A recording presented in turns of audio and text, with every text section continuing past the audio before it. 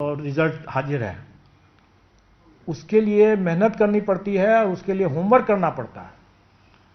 और वो होमवर्क हम लोगों ने पहले से कर रखा था, परीक्षा प्रारंभ होने के पहले से कर रखा था। तो वो कौन सा होमवर्क था? एक तो अभ्यर्थियों की सूची। सुनने में बहुत सरल लगता है, लेकिन यह अभ्यर्थियों की सूची जब हम लोग आवेदन लेते हैं तो उसी समय हमको मिल जाता है। हम लोग को सिर्फ छांटना रहता है कि एक ही अभ्यर्थी 4 जगह एग्जाम दे सकता है, तो उसको चारों जगह उस लिस्ट में बनाना है। आप लोगों को मालूम होगा कि 90 रिजल्ट्स थे TRE 2 में, 90 रिजल्ट्स थे। तो एक ही अभ्यर्थी अगर 4 जगह है तो हमको उस सभी अभ्यर्थियों को 90 लिस्ट में छांट करके लगाना होता है। तो यह अभ्यर्थियों की सूची हुई है, 90 सूची ऐसे तैयार किया गया। और यह 90 सूची हम लोगों ने परीक्षा प्रारंभ होने के पहले तैयार कर लिया, क्योंकि हमारे पास अभ्यर्थियों की सूची थी, आवेदन था सबका। दूसरा जो हम लोग करते हैं वो है वैकेंसी। जैसा मैंने बताया कि हमें 90 किस्म की लिस्ट बनाना है, रिजल्ट देना है, तो 90 किस्म के हमको वैकेंसी का भी हमको चार्ट तैयार करके रखना है। और चूंकि वैकेंसी की भी सूचना हमको पहले से थी, तो इसलिए वो 90 चार्ट्स भी हमारे पास पहले से तैयार हम लोगों ने कर लिया। इन दोनों चीज़ों को, मतलब अभ्यर्थियों की सूची और वैकेंसी का चार्ट, इसको हम लोगों ने अपने सॉफ्टवेयर में लोड कर दिया। और ये सारा काम हम लोगों ने परीक्षा प्रारंभ होने के पहले कर दिया। उसमें जो समय की हमें बचत हुई, और बाकी जो काम जो था, जो कि परीक्षा जब समाप्त हुआ तो OMR का स्कैनिंग और मार्किंग और वगैरह वगैरह, वो सब जो कार्रवाई हुआ वो परीक्षा के बाद की बात है।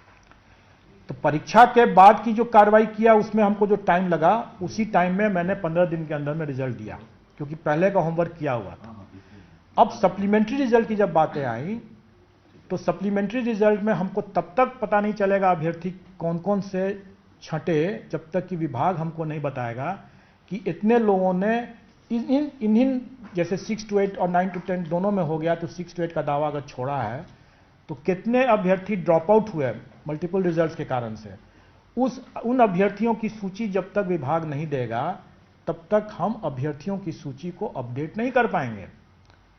और ये तभी दे पाएगा विभाग जबकि उनकी अपनी काउंसलिंग खत्म नहीं हो जाती है।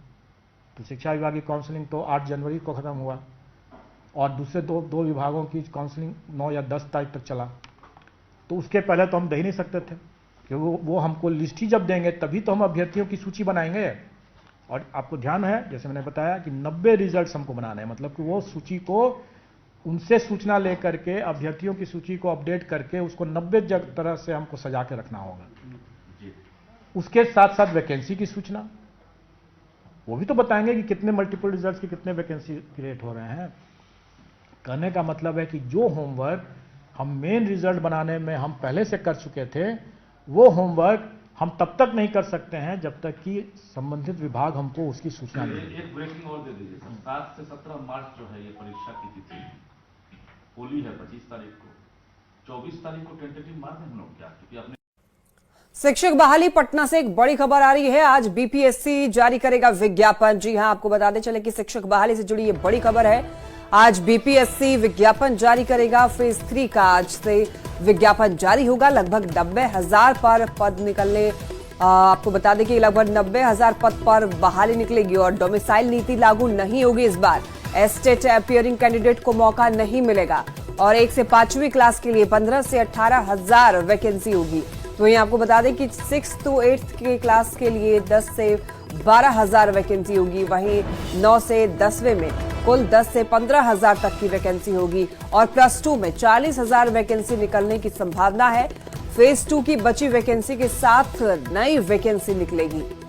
ये बड़ी खबर है। कल विज्ञापन आपको बता दें कि जारी होगा शिक्षक बहाली पर। ये बड़ी खबर है, बड़ी जानकारी अब तक पहुंचा रहे हैं। बताते चले आपको कि इस बार जब वैकेंसी निकलेगी तो इसमें डोमिसाइल नीति लागू नहीं होगी। एस्टेट अपीयरिंग कैंडिडेट को मौका नहीं मिलेगा।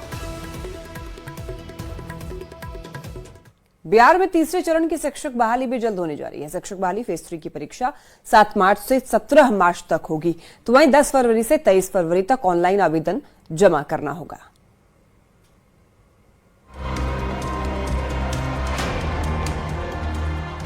एक तरफ नियोजित शिक्षक सक्षमता परीक्षा के विरोध में आंदोलन की चेतावनी दे रहे हैं, तो दूसरी ओर बिहार सरकार ने शिक्षक अभ्यर्थियों के लिए एक बार फिर से बहाली का बड़ा पिटारा खोल दिया है।